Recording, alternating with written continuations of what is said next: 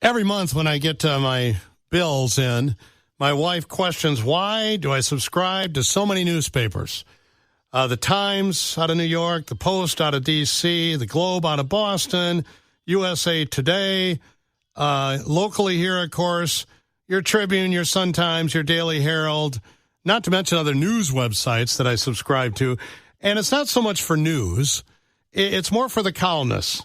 They would call them deadline artists, right? And our next guest, a repeating guest, or returning guest, I should say, is a bit left of center, but I read him whenever I can because he always offers us something that's worth reading, and I usually learn a little something, or I chuckle a little bit. And there's some great lines in his piece in, I guess, yesterday's Chicago Sun-Times. The headline, please, no stupid history and no crime scene kittens. You'll have to read it to understand the kitten reference. But let's welcome Neil Steinberg from the Sun-Times back to the John Howell Show here on the Big 89. Neil, I'm going to read the first paragraph here from your piece and get an answer. In America, in 2023, you can believe the most god-awful nonsense, factually incorrect, self-flattering, steaming kettles of BS, and parade that stupidity around to the delight of your fellow idiots, cheering and high-fiving one another at big rallies, celebrations of toxic dumbness. Now that is a great lead. Neil Steinberg, is this really a new American trait? No, God, no. Nothing is new under the sun, as the Bible tells us. No, people have they've always believed the most cargo cult lunacy. And in fact, we're sort of in a renaissance because you can actually say, I don't buy that. I'm not going to follow that religion. I'm not going to we tend to catastrophize the moment, but it's actually a good time to be sort of an open-minded person. They're not going to burn you at the stake. They're not going to, that kind of thing. So I think it's a wonderful time to be alive, and I'm trying to keep it that way. But I don't see myself as a what term did you just use? A fair-minded individual. I just consider myself. Well, I believe, but I just consider myself to be up on true facts. It's not like I'm not pitching one side or the other. I just know what is truth and what is just a complete pile of steaming BS. You know what our superpower is, Jen? Let's take a victory lap here. You have said I'm wrong, or you've asked yourself, could I be wrong? You've looked at someone who has a different opinion and seen what their value is.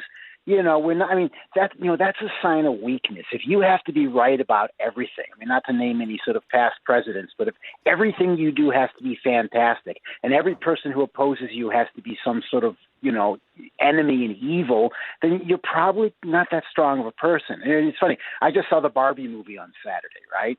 And it was funny. It was poking at men, and I was laughing. Not because I didn't go and then have a 43-minute rant denouncing them. It was funny. It was true. Men do goofy things. It wasn't threatening me. You see what I'm saying? So that's what drives me crazy. I'm so lucky that I'm not endangered by people. Yeah. Okay, what they do, it doesn't hurt me. I don't want them to take over the country and force people to follow their religion or anything. But it's not like I'm sitting. They portray liberals as grinding their teeth and falling over and weeping when it's actually what they're sort of doing. And what caused me to write that yesterday was I read the Washington Post, which is probably a mistake, and they had another column basically saying, let's look at this red state America, and people don't respect them, and then their Heinz signs aren't kissed in the right way, and it's not like their religion is not dominant, and people lionize the whole small town. I was reading something. What are you talking about?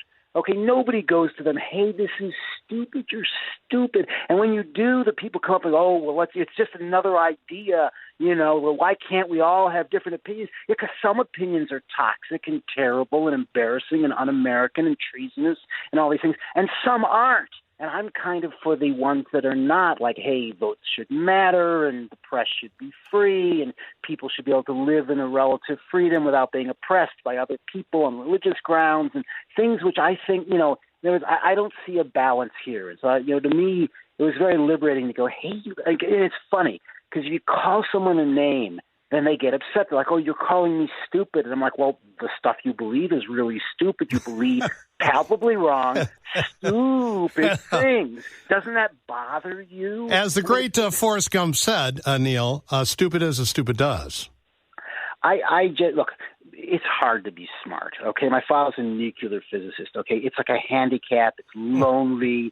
You like opera. You read all sorts of stuff. Nobody knows what you're talking, and they think you're showing off, you know? If I said, "Hey, John, I went to a Bears game today, or yesterday. I spent $175 on a ticket." You're like, "Yeah, so?" And if I said, "Oh, I went to the Lyric. I spent $179 on a ticket," like, "Oh, excuse Elitist. me, Mr. Ponce," you know? Elitist. Since you alluded to my brother in sound, Ben Shapiro, are you also going to burn all of your Barbie dolls in a big 55-gallon drum? You know, I like Barbie. I had an older sister. She had the original Barbies. They played with them. They dressed them. And it's a toy. No, it's not. It's an attack on our masculinity in America. What's wrong with you?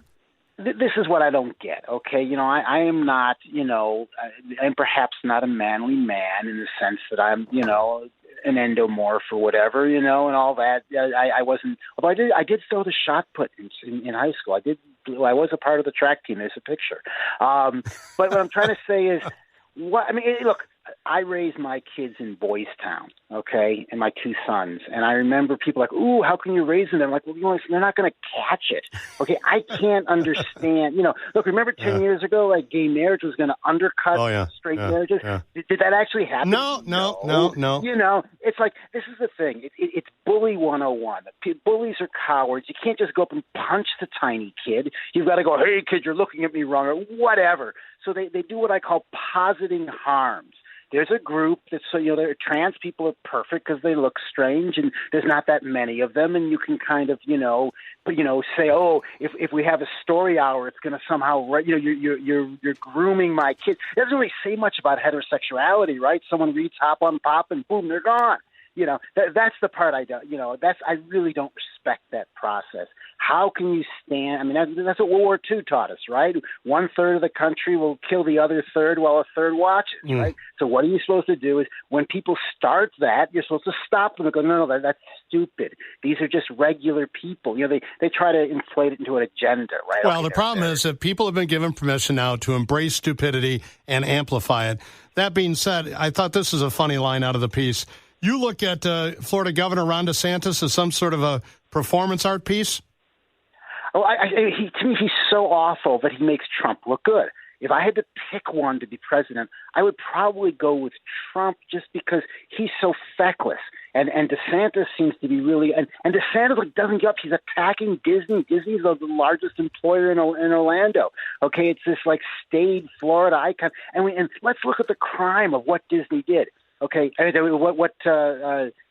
skip over to Bush. So he's also going after the Bud Light people. They sent a couple beer cans to some trans, influencer, and that's the crime they're getting the death penalty for.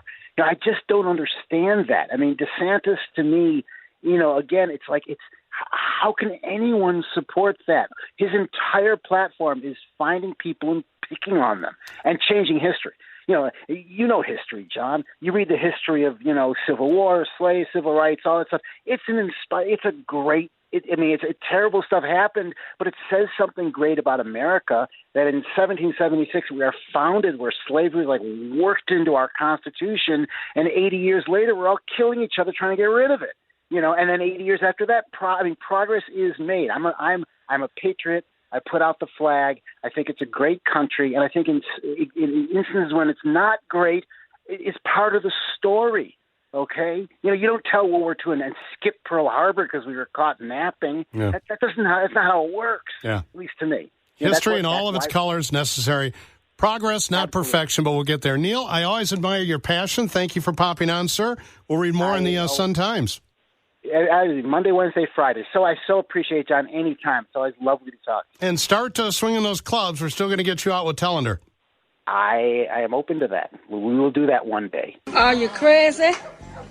Or just plain stupid? Stupid as stupid does, Mrs. Blue. I guess. I guess.